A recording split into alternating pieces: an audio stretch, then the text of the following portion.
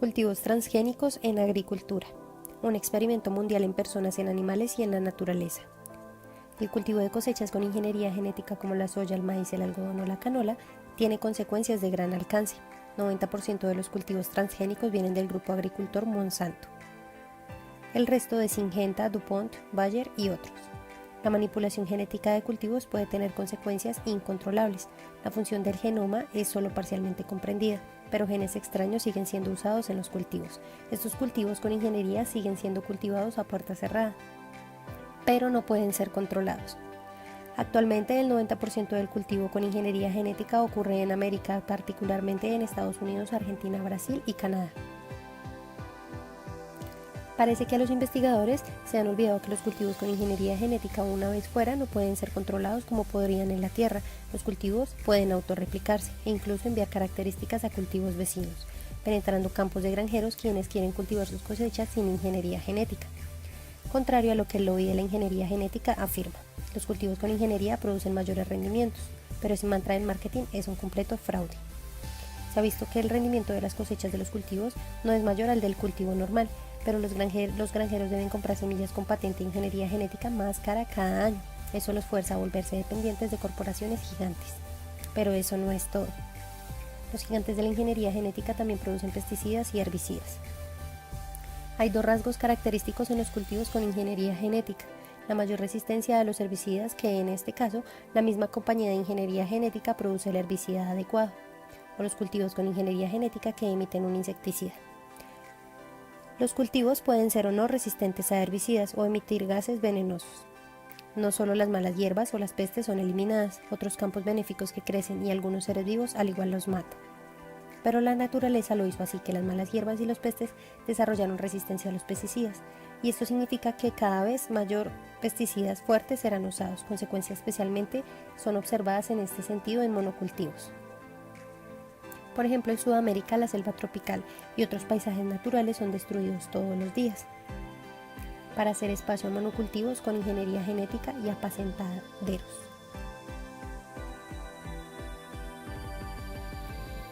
Al mismo tiempo, el agua subterránea bajo el suelo es envenenada. Encima de eso, el lobby de ingeniería genética afirma que los cultivos con ingeniería genética pueden ayudar a reducir el hambre en el mundo. La ingeniería genética no es la respuesta. Hay suficiente comida en la tierra, el problema es que no está distribuida de manera justa. Pero el hecho es que la mayoría de los cultivos con ingeniería genética encuentran su camino en la cadena de la ganadería, así que terminan en la carne o en los productos lácteos de los supermercados.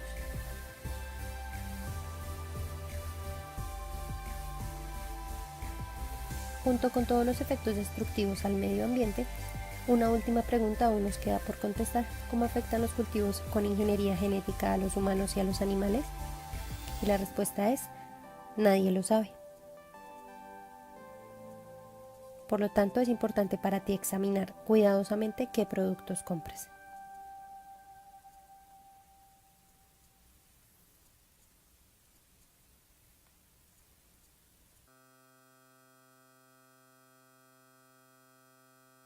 ¿Qué tal, compañeros de Educación Ambiental? El día de hoy nos encontramos en la Universidad Distrital Francisco José de Caldas, en la sede B, y vamos a preguntarle a algunos de nuestros compañeros qué opinan de los alimentos transgénicos y para ellos qué. Lo que yo entiendo por alimentos transgénicos son las modificaciones genéticas que se le hacen a los alimentos para que sean de mejor producción, digamos como que en cantidad, o que no presenten ciertas morfologías que no le beneficien al productor. Y pues me parece, o sea, es bueno para quienes los comercializan, los producen y demás, pero pues he escuchado que hay que tener como ciertas como restricciones para que no le hagan daño al ser humano, ya que puede modificar genética. Pues he escuchado que puede modificar genéticamente a nuestro ADN, o que pues puede presentar cosas que no podemos metabolizar y nos pueden hacer daño o alguna cuestión así. O sea, tendría que hacerse como más estudios, ya que es muy reciente pues el trato a los alimentos transgénicamente. 3. ¿Qué tengo que decir que son? Los alimentos transgénicos son alimentos modificados genéticamente, algunos para que aguanten, o sea, para que duren más, otros para que resistan los cambios de temperatura o el invierno y esas cosas, ¿cierto? ¿Y qué piensan ellos? Pues si están modificados genéticamente, por ende no son buenos para el cuerpo humano, ¿no? Porque podrían llegar a afectar ¿cómo se dice eso? El funcionamiento normal del cuerpo. ¿Y ya? Bueno, ¿qué opino yo? Los alimentos transgénicos son aquellos alimentos que son, por así decirlo, mutados, en los cuales, digamos, transforman o cambian estructuras del ADN de aquellos alimentos. Pues, ¿qué pienso al respecto de esto? Son alimentos pues, malos en cierto sentido, ya que son mutados. Pueden traer enfermedades a futuro. Los alimentos transgénicos son alimentos procesados para su conservación y para su mayor obtención a nivel de producción. ¿De qué manera? A través de esos comportamientos químicos que le efectúan a los alimentos, la intención es ampliar su máximo potencial, pero lo que hacen es destruir los nutrientes principales. Pues los alimentos transgénicos son aquellos que son alterados genéticamente para que pues sepan mejor y sean más gustosos al público. Me parece que en general son muy dañinos porque pues no es lo natural, lo que destruye mucho de esencia de la fruta como tal.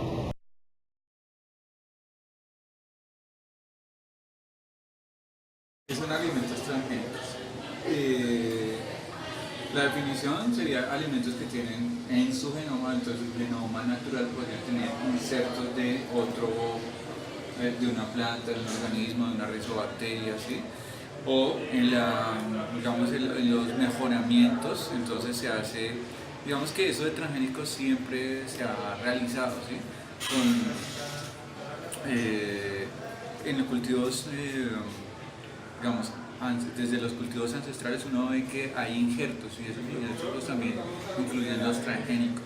Ahora, que hay genes que le permiten, por ejemplo, alta durabilidad a los tomates, digamos, es uno de los transgénicos más usados, ¿sí? Y realmente lo que se está, digamos, amplificando son los tiempos post cosecha, ¿no? Que eso es una de las características de los alimentos transgénicos, que son benéficos, pero muchas veces en muchos países se han satanizado diciendo que los transgénicos, digamos, son totalmente dañinos para la salud, ¿sí? Para las características como tal. ¿Listo? Listo. La segunda, ¿qué consecuencias positivas y negativas de los alimentos transgénicos encuentra? Pues para el productor va a tener muchas consecuencias positivas, por así nombrarlo, porque puedes exportar, tienes unos tiempos post cosecha mucho mayores y realmente esos genes que se insertaron para el mejoramiento genético del cultivar no se van a ver, o sea, en nada afectan a quien se los va a consumir. Pues nosotros estamos consumiendo DNA en la carne, en los vegetales, ¿sí? Estamos consumiendo muchas fuentes de DNA todo el tiempo. Si vamos a los vegetales, a los huevos, todo va a tener DNA. Entonces, consecuencias negativas, pues, digamos, desde mi punto de formación, he trabajado en genética, en metabolómica, las características de producción, ¿sí? Pues no es que tenga consecuencias negativas. Y más bien es una, digamos, como una interpretación desde la ciencia ficción o desde colectivos como Greenpeace o algunas cosas así que hacen que, o sea, que todo lo transgénico sea malo. Algo transgénico tiene una larga vida, como lo había asegurado antes en la primera pregunta. Bueno, ¿a quiénes beneficia? Pues en cuanto a organizaciones, pues yo creo que ya. Pues la FAO, la Organización Mundial de la Producción de Alimentos, ¿sí? Tiene entre sus programas de mejoramiento la introducción de genes de herencia a través del mejoramiento genético, a través del mejoramiento tradicional y de la biotecnología. Y una de las estrategias, digamos, de mejoramiento, de aumentar el tamaño de algunos alimentos, pero no el tamaño que tengamos super tomates, sino, digamos, la mayor cantidad en una menor extensión de área tengamos una mayor cantidad de producto como tal, ¿sí? En el caso de arroz, que es lo que hemos trabajado, entonces se necesita mayor cantidad de gránulos por panícula y eso se hace a través, primero, de elementos transgénicos y dos, de unos excelentes programas de mejoramiento genético que tengan que ver con la introgresión de genes, es decir, insertar genes de otros cultivares de arroz, ¿no? Que tengan unas características específicas y que puedan aumentar, digamos, la productividad. Eso es transgénesis también. ¿A quién beneficia? Entonces a las organizaciones, claro, las organizaciones de los agricultores que se agrupan y que pueden tener características de mayor producción como tal. A las personas, pues también, porque obviamente tienes alimentos de buena calidad. Si no tienes, por ejemplo, cómo refrigerarlos, pues el tomate no se te va a dañar en los 3 primeros días, ¿sí?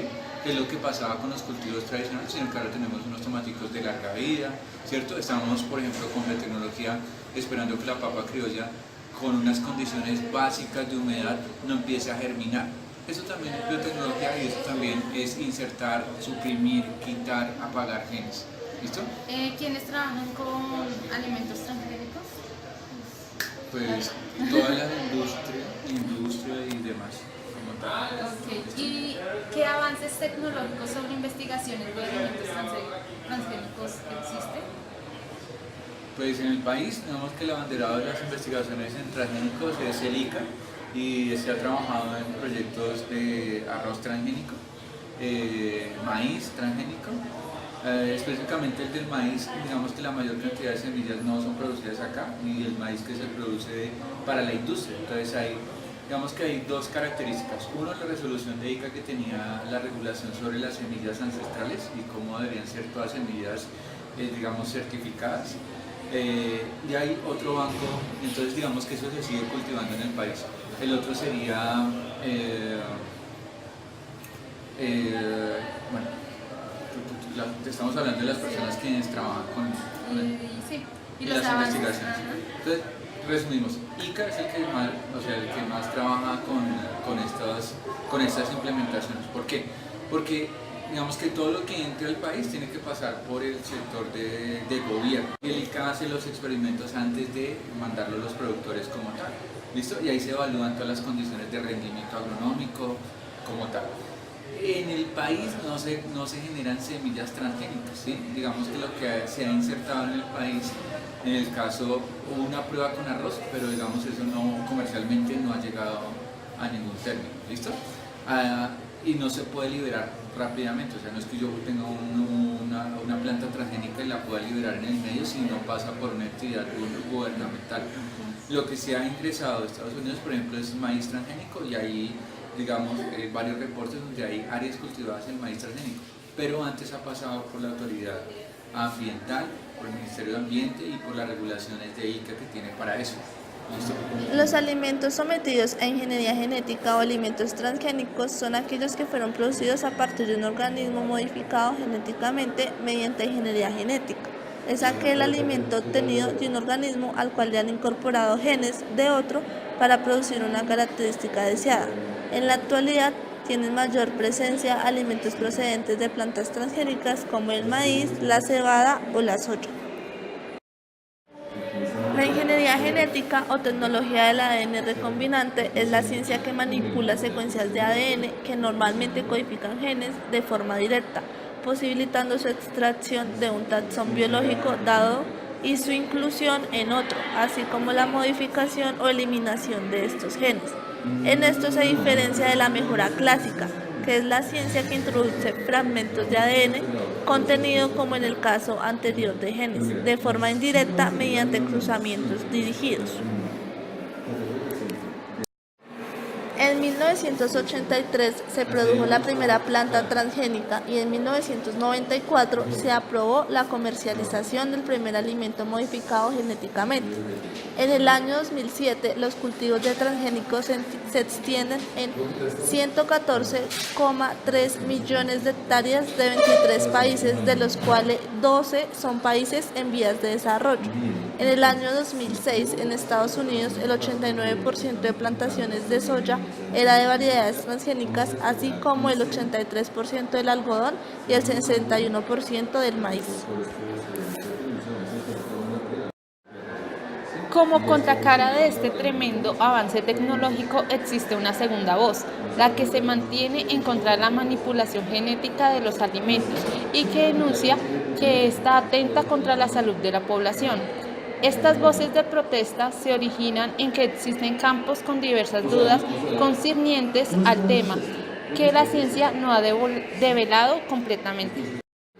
Por esto es que diversas organizaciones ambientalistas y ecologistas claman en favor de la agricultura biológica y orgánica y promueven los alimentos de calidad que no aplican modificaciones o alteraciones genéticas o utilizan agroquímicos o agrotóxicos para su crecimiento.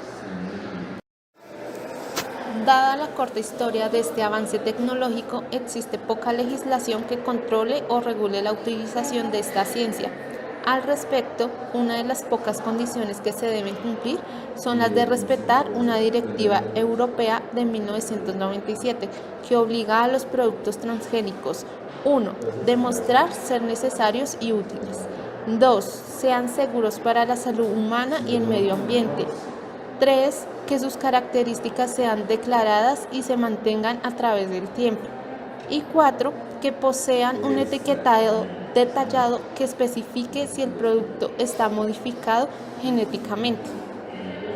Uso de organismos transgénicos para la producción de medicamentos. Si se aísla el gen humano que fabrica la insulina y se introduce en una bacteria, ésta aprenderá a fabricar insulina, que tiene varias ventajas sobre el uso de personas. Veamos, es mucho más fácil de reproducir, fácil de desarrollar, fácil de multiplicar y con la que es mucho más fácil experimentar e investigar, además de las implicaciones éticas. Esa bacteria se puede utilizar para obtener insulina que será molecularmente idéntica a la humana. El desarrollo de nuevas modalidades terapéuticas más efectivas y económicas es una constante preocupación de la medicina moderna. Los avances en el campo de la biología molecular y el progreso de la biotecnología han permitido obtener medicamentos recombinantes conocidos como biomedicamentos, que se encuentran como una alternativa terapéutica eficaz, segura y económica. Tradicionalmente, los biomedicamentos se producen utilizando sistemas de cultivo celular de origen eucariótico o procariótico, los cuales requieren un control riguroso de las condiciones de cultivo, como su temperatura, su pH, la concentración del oxígeno, el control de metabolitos, nutrientes y demás. En este sentido, la generación de plantas transgénicas obtenidas mediante técnicas de ingeniería genética representa una alternativa eficaz y económica para la producción de biomedicamentos. Alrededor del uso de medicamentos de origen transgénico se han abierto muchos debates, por ejemplo, sobre la seguridad de las vacunas transgénicas, donde encontramos dos opiniones muy distintas. Primero, un experto destaca la seguridad de las vacunas transgénicas frente a las clásicas.